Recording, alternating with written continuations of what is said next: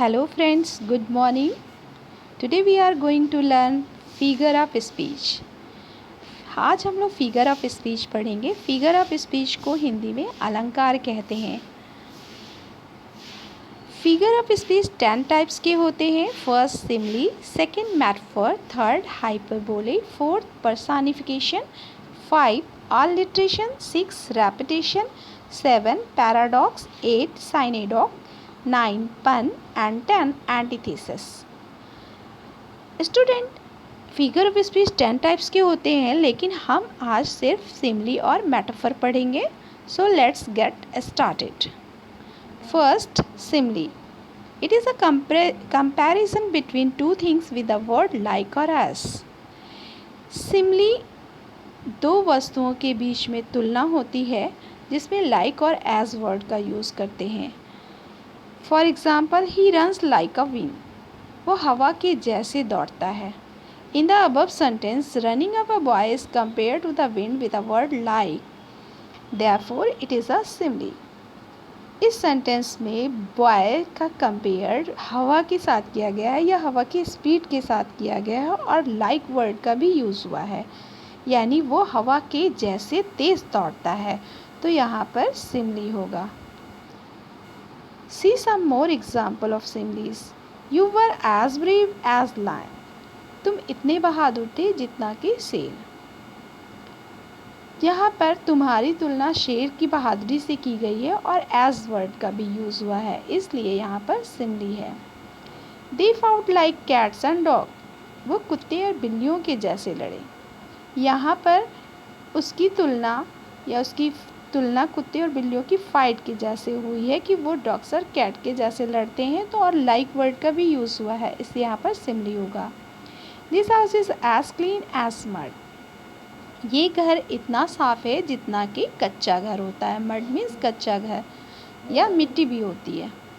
तो कह रहे हैं उसका घर इतना साफ़ है जितना कि कच्चा घर साफ़ होता है, तो यहाँ पे उस घर की तुलना कच्चे घर से की गई है और एज वर्ड का यूज़ हुआ है, इसलिए सिमली होगा। He is as strong as an ox.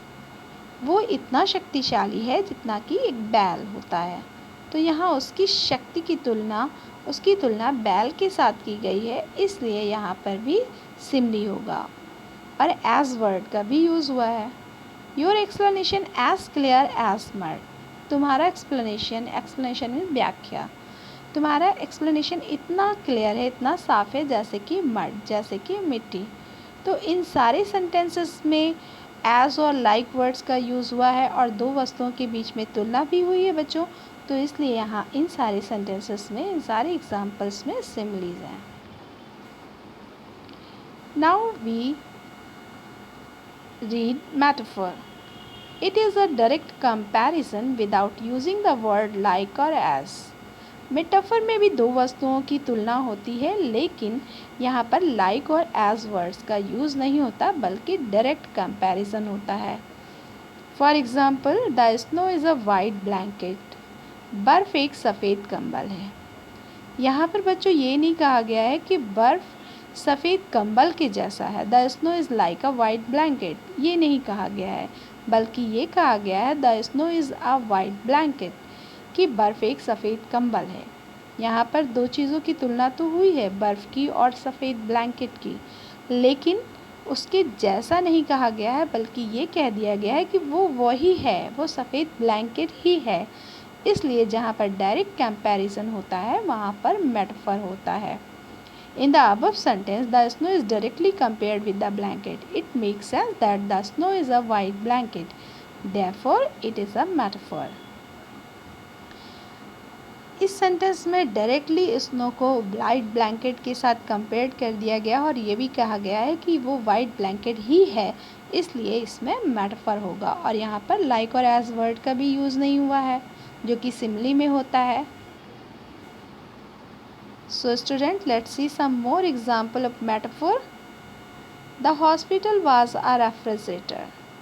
Hospital एक रेफ्रिजरेटर था। रेफ्रिजरेटर आप जानते हैं ना, फ्रिज को कहते हैं, तो ये हॉस्पिटल जो है ये फ्रिज था। यहाँ पर ये नहीं कहा गया है कि hospital was like a refrigerator, बल्कि ये कहा गया है hospital was a refrigerator. Hospital fridge के जैसा नहीं था, हॉस्पिटल फ्रिज था। तो यहाँ पर डायरेक्ट कंपैरिजन हो, वहाँ पर मेटाफर होता है। द क्लासरूम इज़ ज़ू, यहाँ पर क्लासरूम को भी डायरेक्टली ज़ू बोल दिया गया है, इसलिए मेटाफर होगा। Her lovely voice was music to his ear, उसकी प्यारी आवाज़ उसके कानों के लिए संगीत के समान थी, संगीत जैसी थी। तो यहाँ पर उसकी प्यारी आवाज़ को संगीत से कंपेयर किया गया है, म्यूज़िक से कंपेयर किया गया है, इसलिए मेटाफर होगा। और लाइक और एज वर्ड्स का भी यूज़ नहीं हुआ है, बल्कि उसकी प्यारी आवाज़ को म्यूज़िक ही कह दिया गया है, इसलिए यहाँ पर मेटाफर होगा। And next, life is a roller coaster, यहाँ पर लाइफ को, जीवन को रोलर कोस्टर बताया गया है। रोलर कोस्टर मीन्स होता है उतार चढ़ाव। तो जीवन में उतार चढ़ाव होते हैं, ये सभी जानते हैं, लेकिन यहाँ पर जीवन को ही उतार चढ़ाव कह दिया गया है। Life is a roller coaster, जीवन एक उतार चढ़ाव है। तो ये डायरेक्ट कंपेयर्ड है और लाइक और एज वर्ड्स का भी यूज़ नहीं हुआ है, इसलिए मेटाफर होगा। Next, the home is a prison, घर जेल है।